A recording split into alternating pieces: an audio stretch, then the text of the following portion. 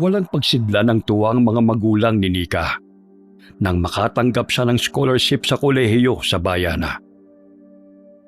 Kahit nahirap sila sa buhay at tanging pagtatanim lamang ng mais ang kanilang kabuhayan, hindi yun naging hadlang upang makapagtapos ng high school si Nika bilang valedictorian. Nay, pangako ko po sa inyo, mas pagbubutihin ko po ang pag-aaral. Nang sa gayon ay makaahon tayo sa kahirapan kapag naging guro na po ako. Doon ka sa bahay ng Ninang Tilde mo titira. Siya naman ang nag-alok sa akin nung 1 linggo nang magkita kami. Naikwento ko kasi sa kanya ang tungkol sa nakuha mong scholarship. Ang saya nga niya. Talaga po, Nay? Oo, wala rin naman siyang anak. Nung nakaraang taon, namatay naman ang asawa niya. Kaya mag-isa na lamang siya sa buhay. Ihahatid na lang kita kapag malapit na ang pasukan. Katatapos lamang mag-enroll ni Nika, kaya ganoon na lamang ang kanyang pananabik sa pagbubukas ng klase. Habang walang pasok ay tumutulong siya sa pag-aalaga ng kanilang mga pananim. Bukod sa mais, may tanim na saging din ang kanyang ama. Dahil sa pagbababad sa sikat ng araw, ay nangitim ang balat ni Nika.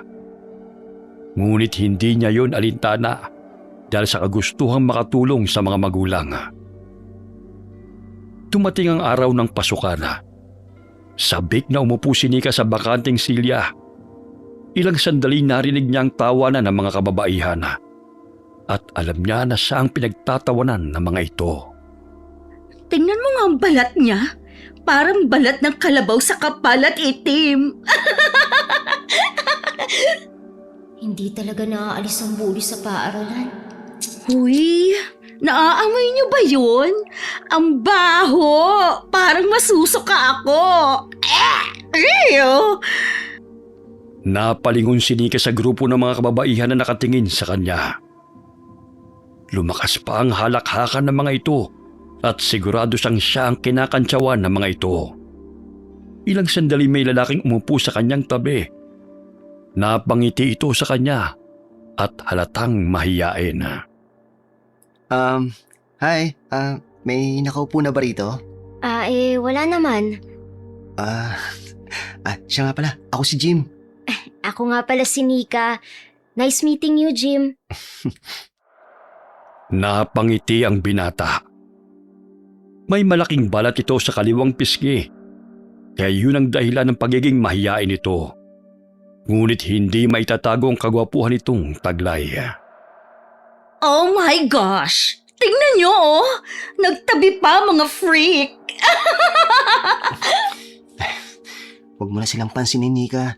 Kilala ko yan si Leslie. Kasi pamangkin siya ng amo ni nanay. Spoiled ang babaeng yan. Naku, sanay na akong pagtawanan. Ang mag-aral ang pinunta ko rito, hindi ang magpa-apekto sa mga bullies.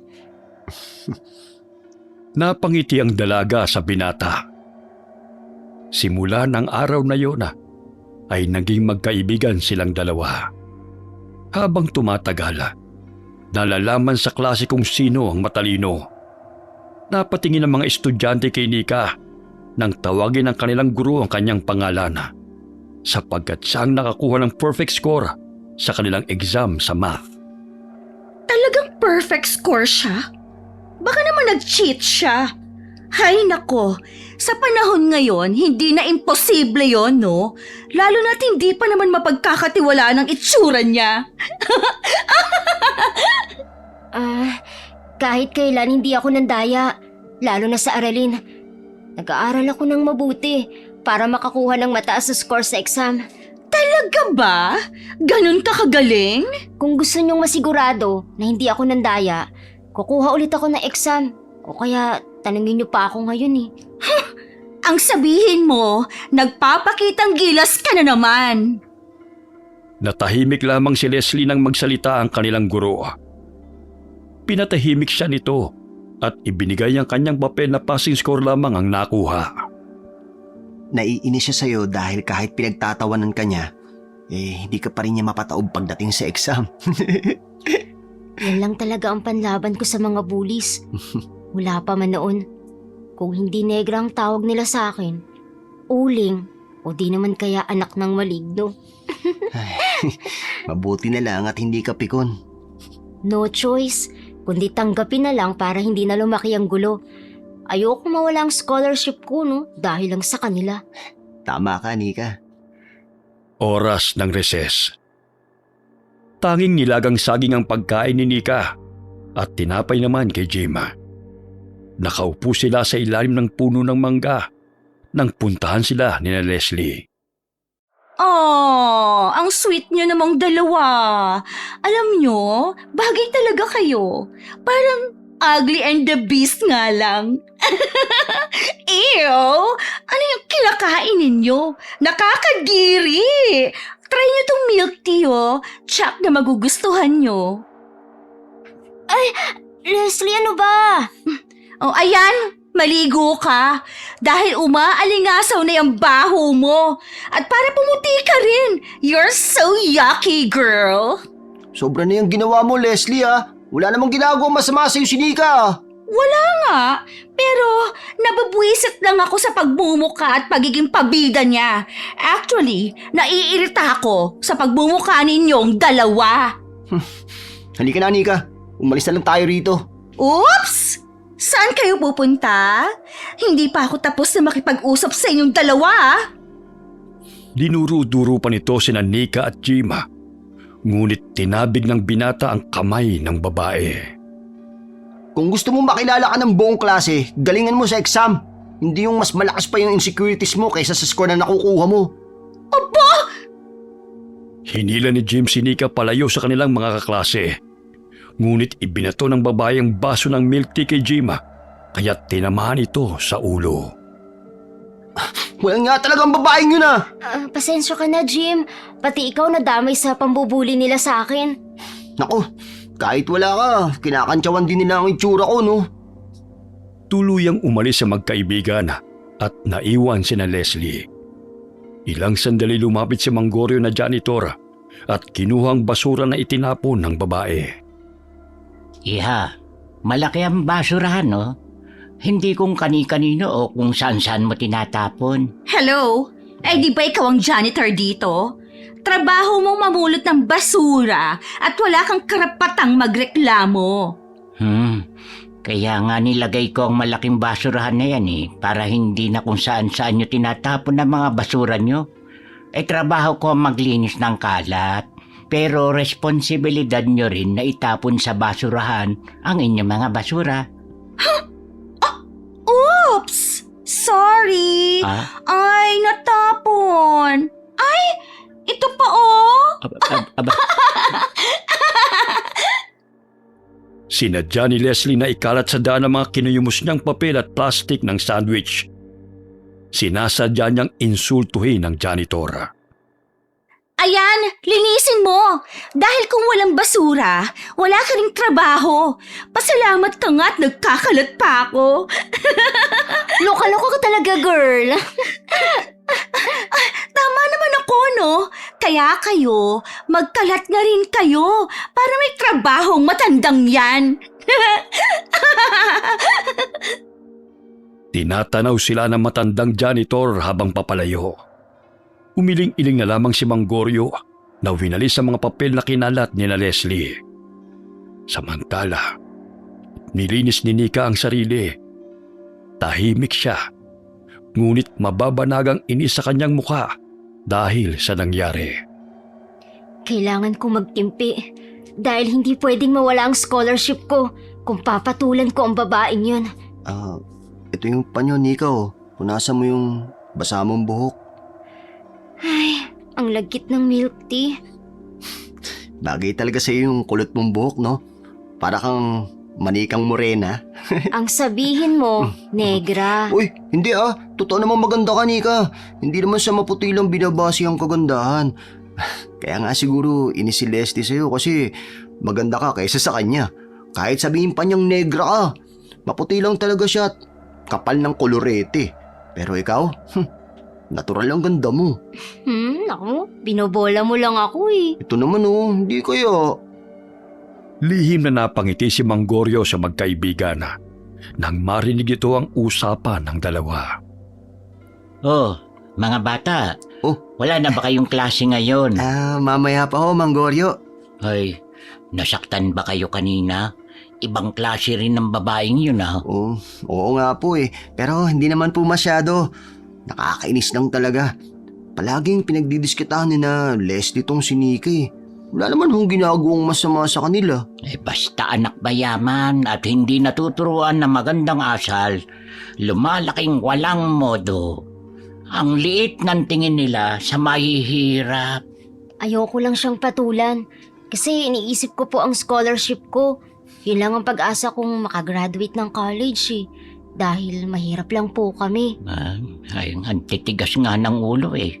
Kahit ilang beses ko nang pinagsasabihan na huwag magkalat dito sa campus. Ay, nako. Oh, siya, maiwan ko na kayo ha.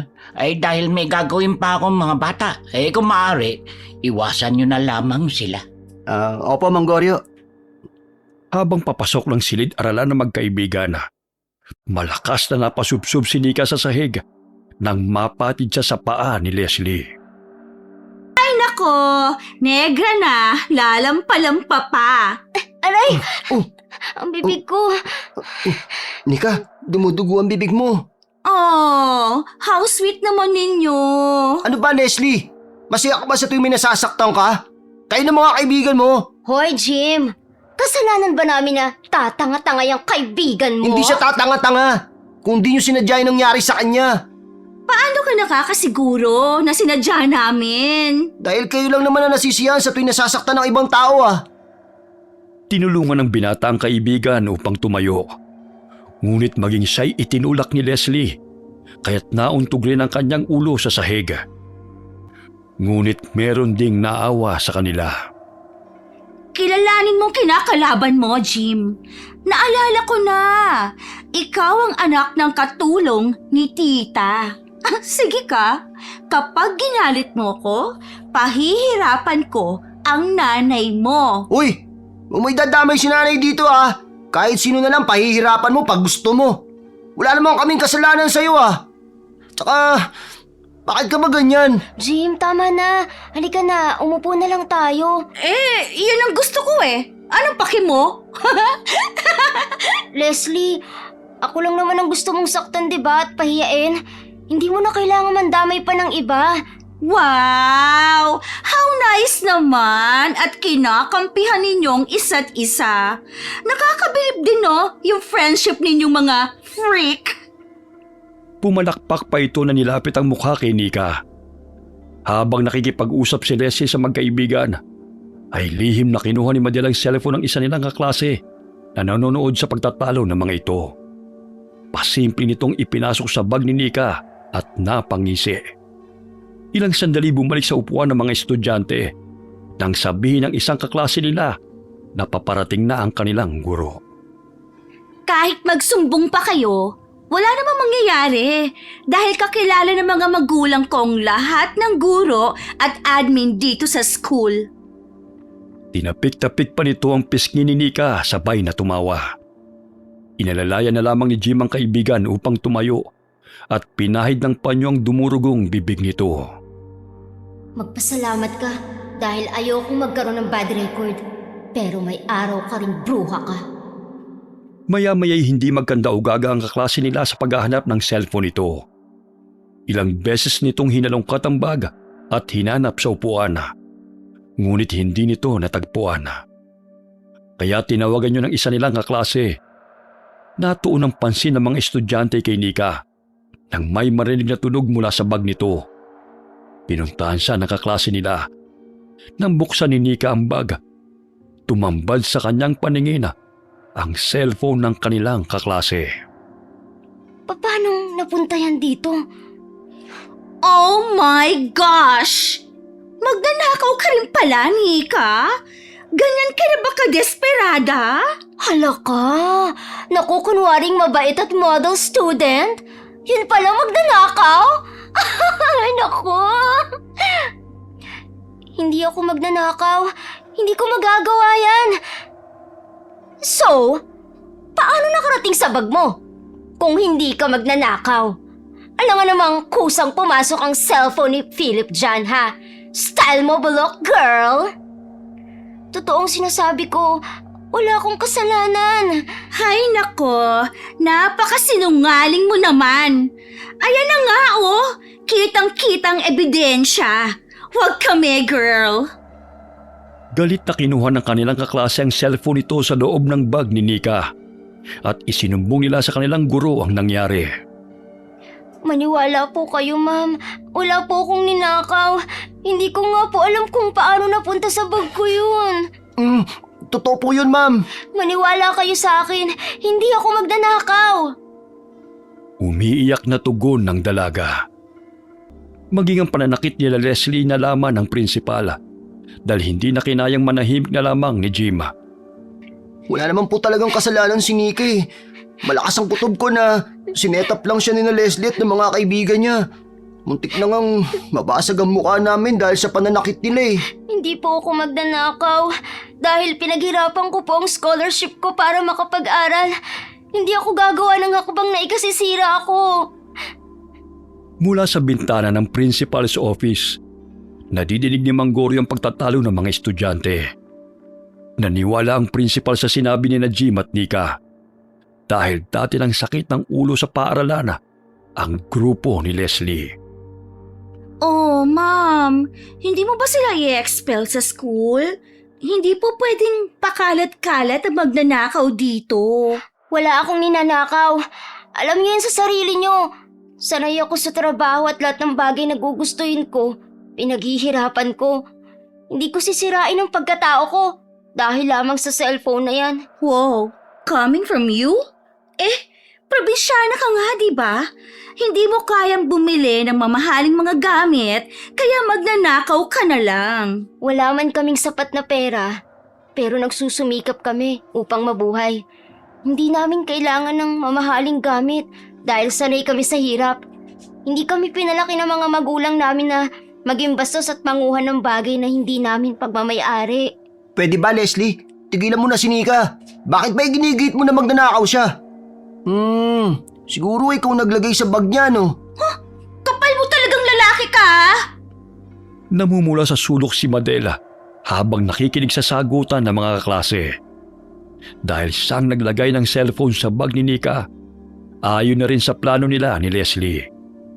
Kahit na pinalabas na sila ng principal sa office, ay panay pa rin ang pasaring ni Leslie. Hindi na lamang sumasagot ang magkaibigan dahil pinanigan sila ng prinsipala. 6:00 ng hapon umuwi ang magkaibigan dahil may proyekto pa silang tinapos. Nakasalubong nila sa hallway si Mang Gorio na may bit-bit na garbage bag. Hala, ang dami pong basura. Teka, tutulungan po namin kayo, Mang Gorio. Ha? Ako na po magbibitbit nitong isang garbage bag. Ay, naku, salamat mga bata ah. Mukhang pinag-iinitan na kayo ng Leslie na yun ah. Narinig ko kanina mula sa principal's office. Oo. Hindi po talaga akong kumuha ng cellphone ni Philip. Ni minsan, hindi ko po nahawakan yun. Sigurado naman po tayo na sila Leslie at ang mga kaibigan niya talaga ang gumawa nun eh. Bastos at walang pakialam sa pakiramdam ng ibang tao. Akala niya siguro lahat ay mabibili ng pera nila. Napahinto sila sa pagsasalita ng dumaan sa kanilang harapan sina Leslie. Hinablot nito ang garbage bag mula kay Nika at muling ikinalat ang mga basura. Ano ba, Leslie? Nakikita mo naman na itatapon na yan sa basurahan sa labas eh. O di pwes, linisin mo. Total, amoy basura ka naman. Ikaw talagang bata ka. Hindi ka ba tinuturuan ng mga magulang mo na magandang asal? Ang pamimerwisyo ba sa mga tao ang kaligayahan mo? Ha? Hello, uso pa ba yun? Sinipa pa ni Leslie ang mga basura dahilan na mas lalong kumalat yun sa daan. Maging ang mga kaibigan nito yun din ang ginawa. Ako na lang po magwawalis niyan, Mang Gorio. Ha? Ay naku, salamat. Ay, tignan ko lang kung hindi ka iiyak sa gagawin ko sa iyo, Leslie. Sumasobra ka na talagang bata ka. kayo ng mga kaibigan mo. Tinulungan na lamang ni Nika si Jim upang mapulot ang mga basura. Lihim na umusa ng orasyon si Mang Goryo at sinasambit sa isipan nito ang pangalan ni Leslie at inalala ang mga mukha ng mga kaibigan nito. Dumiretso si Leslie sa banyo upang maligo dahil wari niya ay kumakapit pa rin sa kanyang katawan ang mabahong amoy ng basura. Ew! Super nakakadiri. Ang baho talaga ng basura. Ay, ang katipa ng buong katawan ko. Matagal siyang nakalabas ng banyo dahil kinuskus niyang mabuti ang buo niyang katawan. Kinabukasan, habang sakay ng kotse, nakaamoy siya ng nakakasulasok na amoy kaya't napagalitan niya ang kanilang driver. Manong, naligo ka ba? Ang baho eh! Sininghot din ng driver ang sarili, ngunit hindi naman ito nakakaamoy ng mabaho. At sinabi nito kay Leslie na naligo naman siya. Habang papasok ng paaralan, napansin ni Leslie na napapatingin sa kanya ang mga estudyante. Ang iba'y napapatakip pa ng ilong habang tumatawa. Hi guys! Alam ko namang nagagandahan kayo sa akin. Dati pa naman. Dire-diretso siyang umupo sa kanyang silya. Napalingon si Jim sa babae dahil hindi siya nagkakamali na si Leslie ang nasisingot niyang may matapang na amoy. Nika, naamoy mo ba yung nakakasulasok na amoy? Grabe no, parang nanununtok sa ilong. Oo nga eh, parang amoy bulok na basura. Grabe, ang lakas. Sigurado akong si Leslie yun.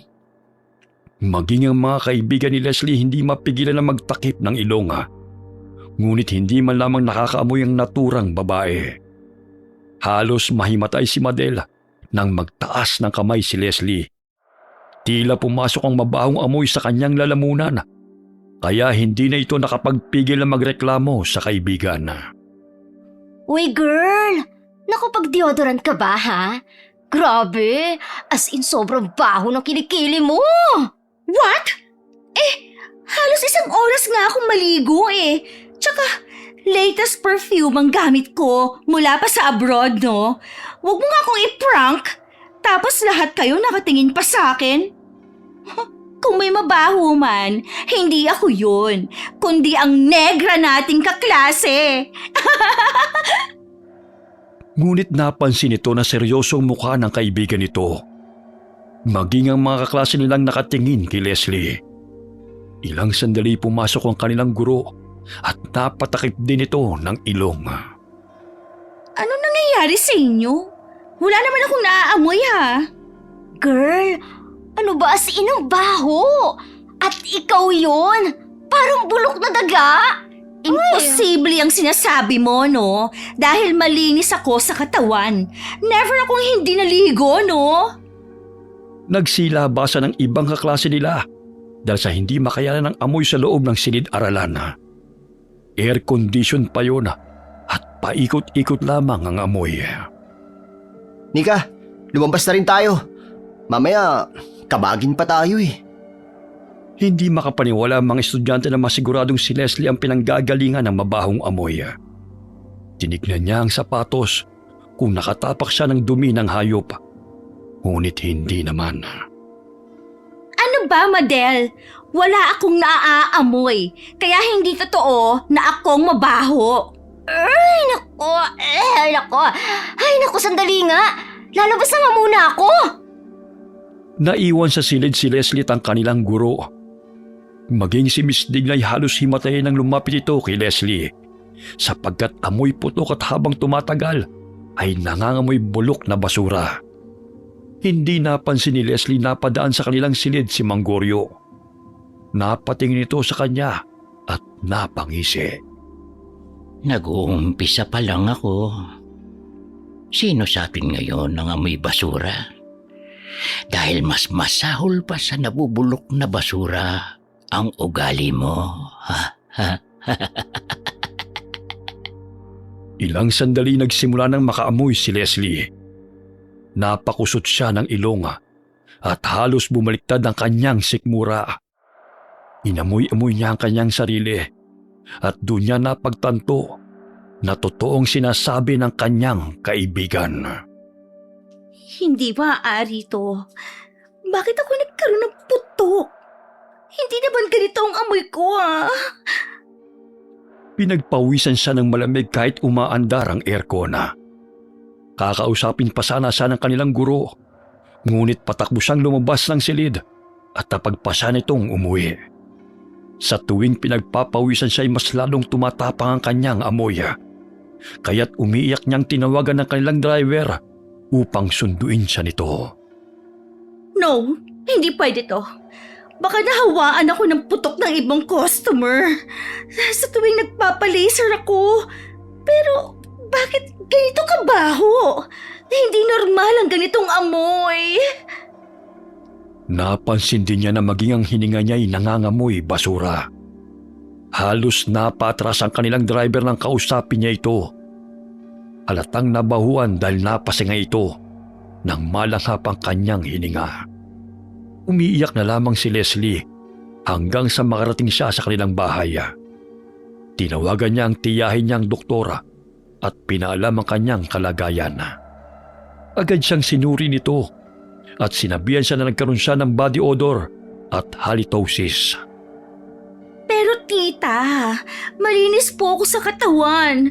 Imposibleng ganito kabaho ang amoy ko. Binigyan siya ng gamot ng kanyang tiyahin.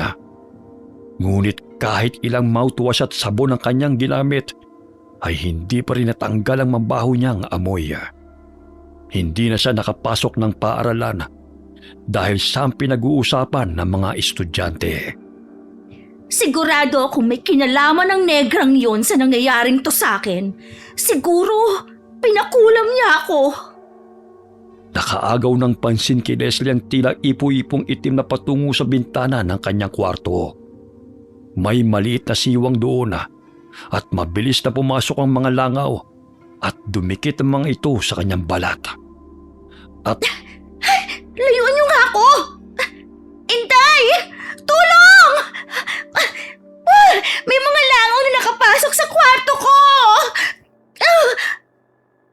dali-daling pumasok ang katulong sa kanyang silid. Hindi pangkaraniwang langaw ang dumadapo kay Leslie. Malalaki ang mga ito at ang iba'y pilit na pumapasok sa kanyang tenga at ilong. Patakbong kinuha ng katulong ang insecticide at inispray yun sa mga insekto. Ano ba, Inday? Ha?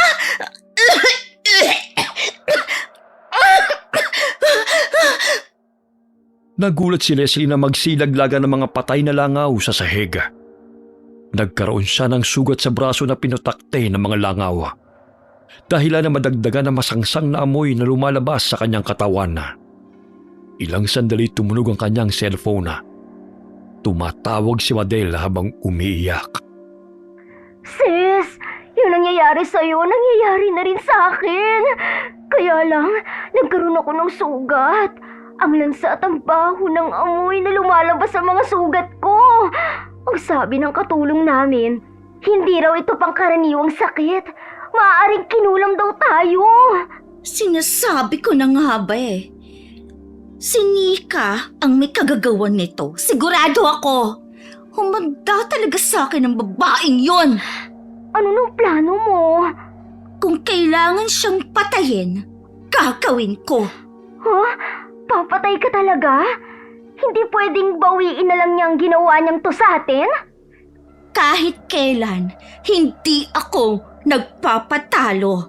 Lalo na't sinira niyang image ko sa school.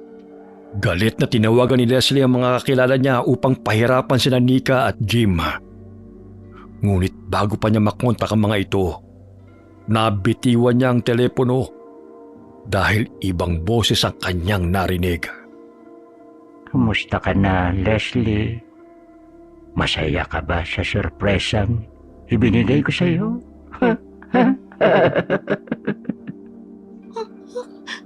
Sino ka? Hindi ikaw ang tinatawagan ko. Kahit anong pagpapabango mo, aalingasaw pa rin ang baho ng ugali mo katulad sa mabahong amoy mo ngayon.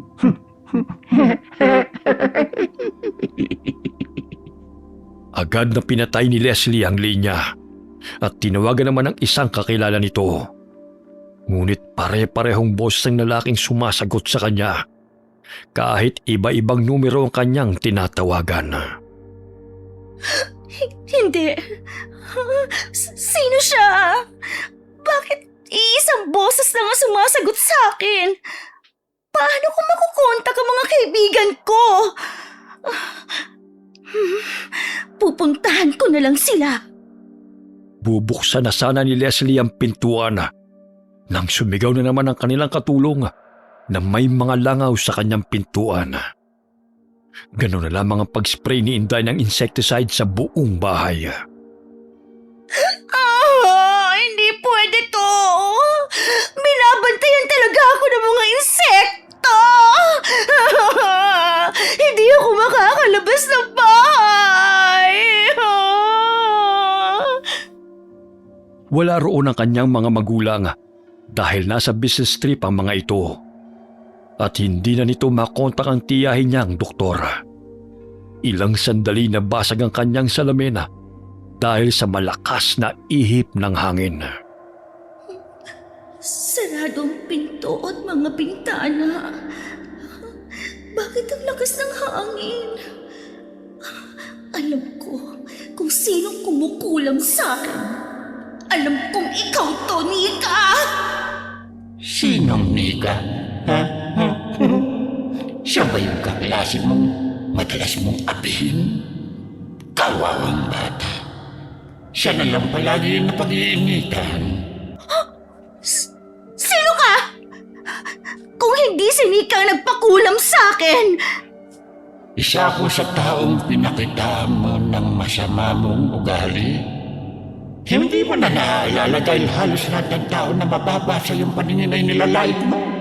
Ngayon, ipaparamdam ko sa iyo kung paano pandirihan ng mga tao. Maging ikaw, isusumpa mo ang iyong sarili at gugustuhin mo na lang na mamatay.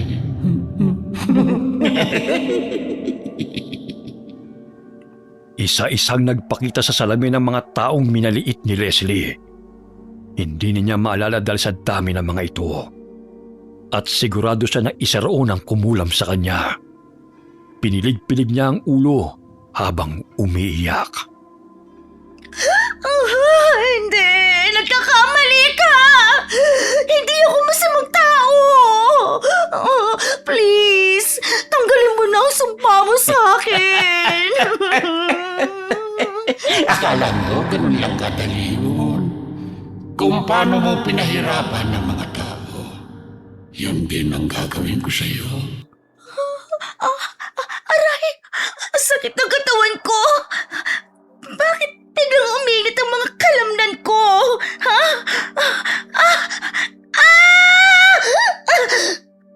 Tila napupunit ang balat ni Leslie. Nandilat ang kanyang mga mata nang mapansin na lumalabas doon ang malalaking langaw.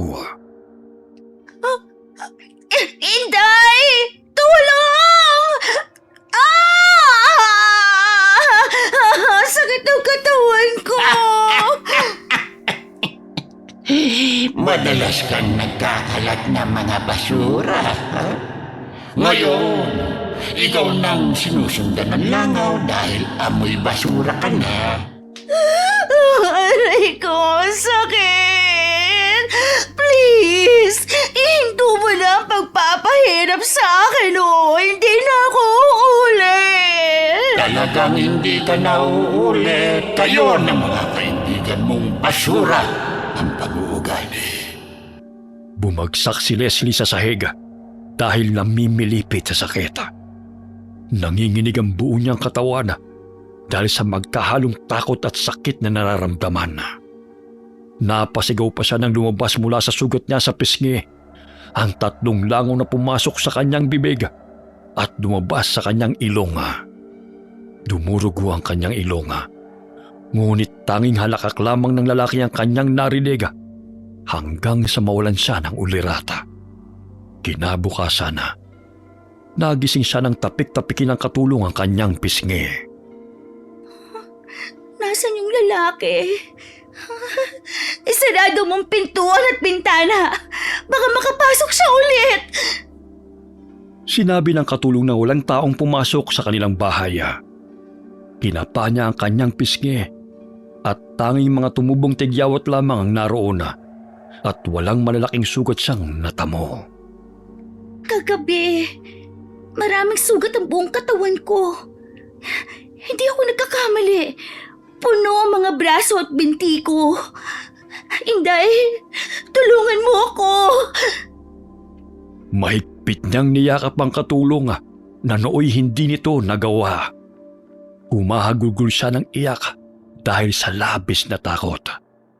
Ilang araw na hindi nakatulog si Leslie dahil sa takot na muling bumalik ang lalaking nagpapahirap sa kanya. Ngunit hindi ito nagpakita sa kanya. Samantala, mula sa labas ng bahay ni Leslie, napatingin ang matandang lalaki sa bintana nito.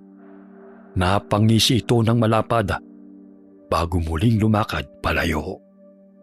Takot ka rin pala. Akala ko matapang ka, ha? Bibigyan pa kita ng pangalawang pagkakataon na magbago.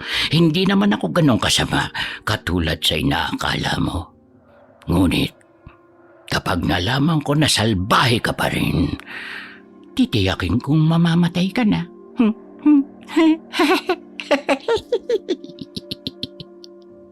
Ilang linggo ang lumipas. Bumuti ang pakiramdam ni Leslie. Nagulat sina Jim at Nika nang lumapit ito sa kanila. Iiwas pa sana ang magkaibigan. Ngunit hinawakan ni Leslie ang braso ng dalaga. Nika, alam ko, malaki ang nagawa kong kasalanan sa inyo. Sorry sa lahat ng atraso ko sa inyo ni Jim. Pinapangako ko na magbabago na ako. Kami na mga kaibigan ko. Mag-aral na lang tayo ng mabuti hanggang sa makapagtapos tayo. Yun naman ang goal natin, di ba? Kung bakit nandito tayo sa paaralan. Sino ba naman kami upang hindi magpatawad? Maraming salamat, Nika, Jim. Kahit na nawala ng mabahong amoy ni Leslie, may mga nadidinig pa rin siyang usap-usapan tungkol sa kanya. Kaya napagdesisyonan niyang lumipat ng paaralan dahil hindi niya makayanan ang pambubuli ng ibang estudyante sa kanya. At mas masakit pa sa kulam ang panghusga ng mga tao at pang-aapak sa kanyang pagkatao. Mula sa malayo, nagtama ang paningin nila ng janitor na si Manggorio. Hindi mawari ni Leslie ang kabang naramdaman. Nang kumurap siya, biglang nawala ang matandang lalaki sa kanyang paningin. Lingid sa kanyang kaalaman na yun ang kumulam sa kanilang magkakaibigan upang bigyan sila ng leksyon. Hindi nila alam na isa itong notorious na mangkukulam na nagmula pa sa bayan ng Siquijor. Wakas. Okay, salamat po sa panonood. Kung nagustuhan niyo po ito, huwag niyo po sanang kalimutan na mag-like, mag-share, mag-comment, at mag-subscribe. Magkita-kita po ulit tayo sa sunod naming kwento. Marami pong salamat ulit sa inyo and God bless all of you. Totoo namang maganda ka, Nika. Kung may height ka lang sana. Busit! Ang liit ng tingin nila sa mahihirap. Mas bully pala si Jim. Sorry. Hindi pwedeng bawiin na lang niya ang ginawa niya tong sa atin, ha? Pati ako nagulon. Kahit anong pagbabago mo, pagbabago mo. Ha?